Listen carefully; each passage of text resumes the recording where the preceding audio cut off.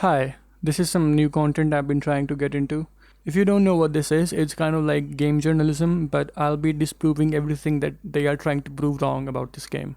I applied my heart to know wisdom, and to know madness and folly. Fever Dream sequence narrated by Bane. So anyone who uses a voice modulator and shifts the format down is suddenly Bane?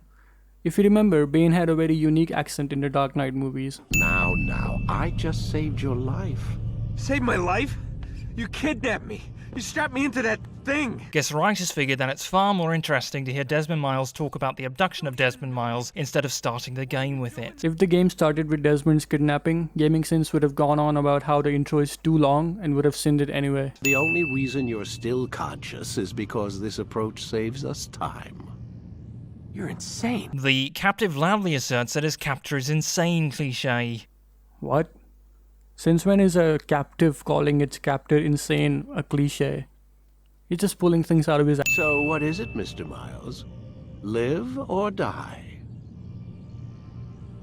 Lie down.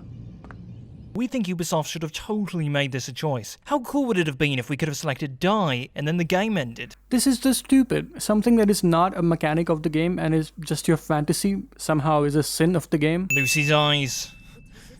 They're penetrating my soul. Gamingsins mentions penetration. Fortune favors your blade. Not fortune, skill.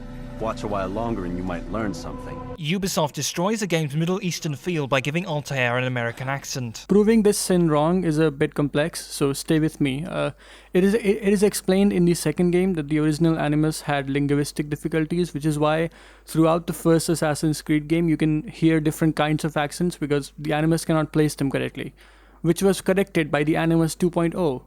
Now, you will see throughout this video that Gamingsins knows this because Gamingsins uses references from future games. So, my question is, why is this a sin of the game? Matters not how we complete our task, only that it's done. Ubisoft unintentionally describes how they make the Assassin's Creed games. See? A future reference because there is no way in hell that Gamingsins actually thinks that the older Assassin's Creed games were ass. Now, if they really think that, this is how many sins they deserve. That must be the Ark. The Ark of the Covenant? Don't be silly. There's no such thing. It's just a story. The Doubting Thomas cliché. For people who don't know what a doubting Thomas cliché is, it's when a person requires proof of something that could potentially not be real. And Altair, the protagonist of this game, is known to be an atheist by the end of the game, so it would make perfect sense as why he would not just believe everything, like this treasure. Bring forth the hostage! The trick is to keep a hostage as a bargaining chip, not run him through immediately. And why do you think that in a city of assassins, the Templars only took one hostage? Show this fool knight what it is to have no fear. Go to God! Instead of intimidating de Sable, the assassins give him a Cirque du Soleil show. This is the most stupidest thing I've seen in this video. The Templars don't know about the haystacks or of the assassin's leap of faith, so in the eyes of the Templars, these three assassins just killed themselves. I don't know about you, but I think that's more than just intimidating. Oh, my leg! Oh, my leg! Quiet, or the Templars will hear us. That man screams so loud that the Templars are bound to have already heard us. Why? Because you said so? I am not a traitor. Your actions indicate otherwise, and so you leave me no choice. Peace be upon you, Altair. I am alive, but I saw you stab me, felt death's embrace. You saw what I wanted you to see, and then you slept the sleep of the dead, of the womb, that you might awake and be reborn. You'll see you have been stripped of your possessions, your rank as well. You are a novice, a child once more. Does anybody care to explain how stabbing Altair took away his abilities? The stabbing wasn't what took away Altair's abilities.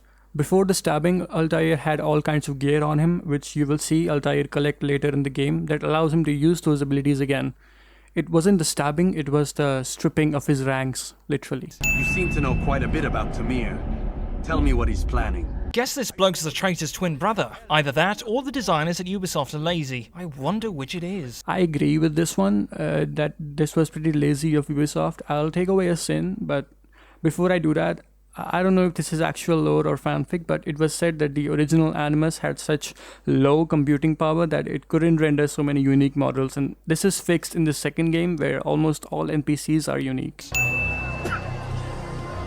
You dare disrespect me? According to Tamir, it's a sign of disrespect to himself when he spits on people. That isn't what happened. This is just some scene manipulation.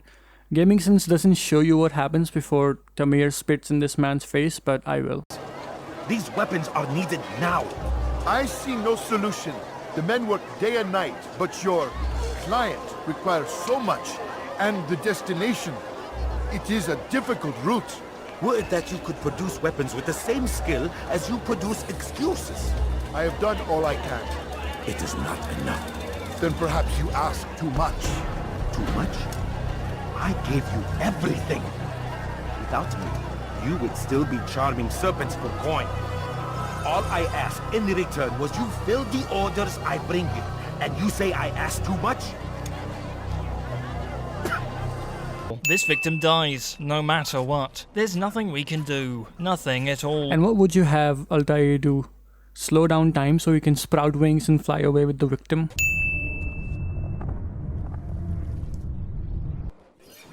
Word has reached me of your victory, Altair. You have my gratitude and my respect. Thank you. If Rafik already heard that Tamir is dead, then why do we need the feather? It's tradition. So, feel like telling me who put the stick up his ass? We have a deadline. 1 week. Well, 6 days now. Deadline? I can't talk about it. You can't talk about it. Thanks for bringing it up, arsehole. Gamingsins doesn't understand basic human communication. I don't care either way, as long as you show us where it is. Where what is? Instead of telling Desmond what the thing is that he's looking for, Dr. Kevorkian plays a pronoun game to confuse Desmond and keep us in the dark. Gamingsins doesn't understand basic story development. This guard calmly stands there as Altair runs towards him, dives at him, and stabs him. Altair doesn't dive at him, neither was the guard calmly just standing there. He had his hand on his weapon, but Altair used the hidden blade to unsuspectedly stab him. So what you got there? Rubbish. We interrupt Assassin's Creed to bring you Assassin's Creed Syndicate. Biggest self-report I've ever seen. May God have mercy on your soul. In the blink of an eye, the 3 blokes that were fighting us decide to stop fighting us, and then we talk very civilly. Yeah, but you would have seen it anyway if it was the other way around, and you were stuck in a cutscene while those 3 blokes were still attacking you. The shape of this man's body. Ugh. Fat shaming. I've pledged myself to another cause. A pity none of you will live to see it. Everybody starts dying at about the same time, and on cue as well. Maybe it was because Abul Nakud was a Templar Grandmaster who timed his speech to the exact moment when the poison would start taking effect. Here now are 4 filled with sin. The harlot, the thief, the gambler, the heretic. Mad Adin is a discount WWE announcer. What? I sense your thoughts are elsewhere. Al-Mualim is a discount Jedi. It doesn't take much to make out that someone is distracted. Not that you would know anything about basic human communication. What they want is good. But the way they're going about it, it's bad. Really bad. What are Lucy unintentionally describes the future of the Assassin's Creed franchise. I do agree with that. This piece of silver cast out Adam and Eve. It turned staves into snakes, parted and closed the Red Sea. Eris used it to start the Trojan War, and with it a poor carpenter turned water into wine. The all great historical and religious moments happen because of science fiction magic cliché. Science fiction magic? Science fiction magic? This deserves this many sins. His remaining followers will do their best to expose you. They know you come, the man in the white hood. They'll be looking for you. They won't find me. Altair could just change his outfit. I guess that means the designers would have to create a new outfit, though. It's tradition. That's why you came here. planning what? What's the meaning of this? Two of you off in a corner, whispering. In the world of Assassin's Creed, corner means right out in the open. Gamingsins doesn't understand basic human communication. Failure to comply will result in imprisonment. Making announcements to nobody. That's pretty rough, you know. This guy has zero audience, but he's still giving it his best. And Gamingsins just doesn't respect that. Shows a lot about society or something, I don't know. Considering Altair is supposed to hide in plain sight, he's sure seen by a lot of people. First off, you just forgot to put any subtitles onto this and also the contributor username. And more to your point, Assassin's Creed is a stealth game. If you choose to run right in front of people or guards, that's not a sin of the game, it's yours. Don't do this. The time to say, don't do this, is before you've been assassinated, not after. Gamingsins doesn't understand basic human communication. We strike at the arms, yes, but this is a hydra that you face, and it is quick to replace that which is severed. Then we should lop off its head and be done with this. But if you lop off a hydra's head, it grows two new ones. So lop off its heads again is what Altair meant, not that you would see that, you dumb fuck. This is the third time we've killed this bloke. Either that, or we've murdered a set of triplets. And what's wrong with that? Some of the stuff I'm seeing in the Animus, sometimes it seems wrong, untrue, like the history is off somehow. It doesn't... It doesn't what, Mr. Miles? Match up with what you read on an online encyclopedia? What your high school history teacher taught you? Do these supposed experts have access to secret knowledge, kept hidden from the rest of us? Ubisoft removes all historical culpability because history. Gamingsins gets mad at a fantasy/science fiction game because it doesn't follow world history. I sense you expected someone else. There are more discount Jedi in this game than excellent lines of dialogue. Gamingsins doesn't understand basic human communication. What sorcery is this? To Altair, a female warrior equals sorcery. Gamingsins doesn't understand basic human communication. Surely God will side with the one whose cause is righteous. If this is what you wish, It is. so be it. To arms, assassins!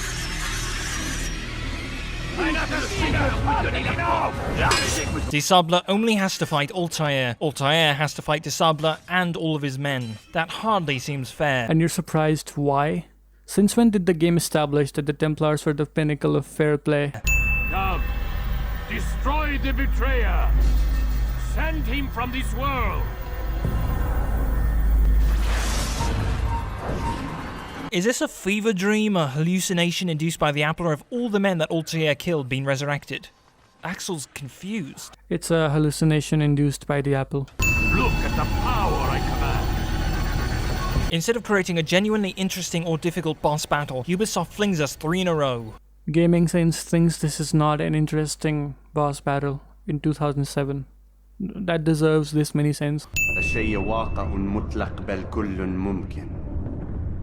I have no idea what that means. Since Gamingsins knows about the future games, this dialogue was once again said and explained by Uncle Mario in the next game, so this sin is just bullshit.